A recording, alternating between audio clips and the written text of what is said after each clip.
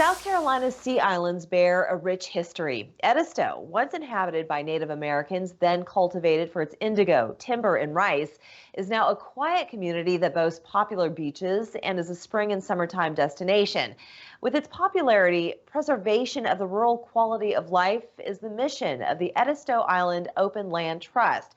And joining us is the organization's executive director, John Giroux. Thank you so much for joining us today. Oh, you bet, Layla. Thanks for having me. So Edisto, it's a beautiful place, a unique place with a very rich history, as I indicated earlier. So maybe you can tell us a little bit more about what it is that you want to preserve about Edisto.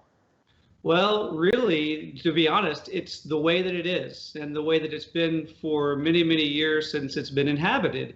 The truth is, we're in the rural part of Charleston County, and we want to keep it that way. We are well beyond the urban growth boundary, and these rural areas are intended to be kept in a natural state with not a lot of development, and in particular, not a lot of commercial development. So that's what we really focus on, is maintaining that quality of life for the humans that inhabit this area, but also the wildlife habitat for all of the animals and different species that need this habitat in these environments. Well, it's really quite evident when you do go to Edisto, it's kind of like you're entering a whole other world, and it is a barrier island, so you're right there.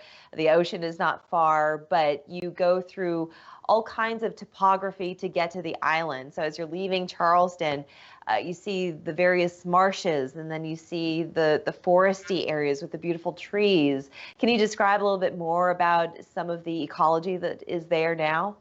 Yeah, I mean, you're touching on a lot of it. So literally, we're 40 miles from Charleston, and it is a beautiful drive. And I'm not here as a chamber member to tell you to get folks down to Edisto, but the drive down is really astounding. You wind through some beautiful, oak-lined avenues and different roadways. And then when you get here, the expanses of the salt marsh are stunning. And the bridge, you come over the McKinley-Washington Bridge, and a sigh of relief is really how a lot of folks will react to that when they come on to Edisto Island. There's only one road to bring you on, and it's Scenic Byway 174, and it literally is just that. You have a beautiful scenery all the way down to Edisto Beach when you come onto the island. So you've got agriculture still happening. You've got farmlands on either side of the road. You've got some working farms, even though there's not as many as there used to be by a long stretch.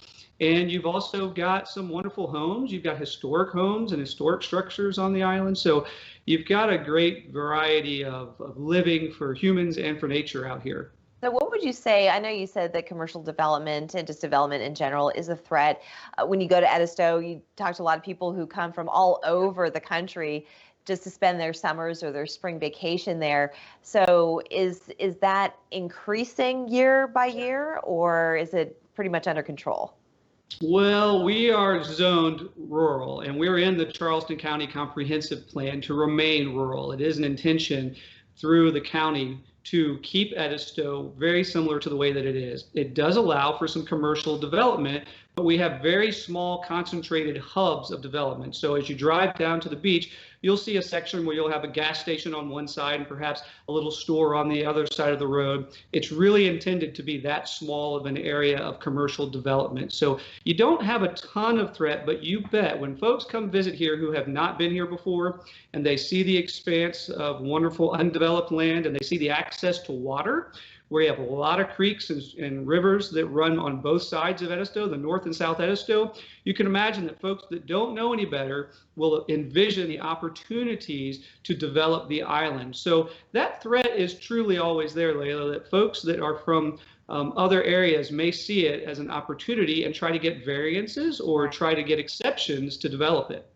And you've got a lot of people who are behind your mission who want to make sure that that lifestyle is preserved as a quiet rural community to live in. And so you just recently held an auction. How much did you raise?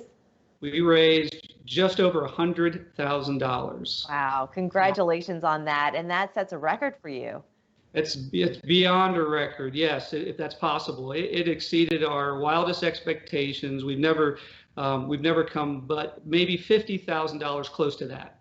That's amazing. Well, I want to talk a little bit more about that fundraiser and how you put on a virtual fundraiser during this time. We're going to take a break here. We'll be right back.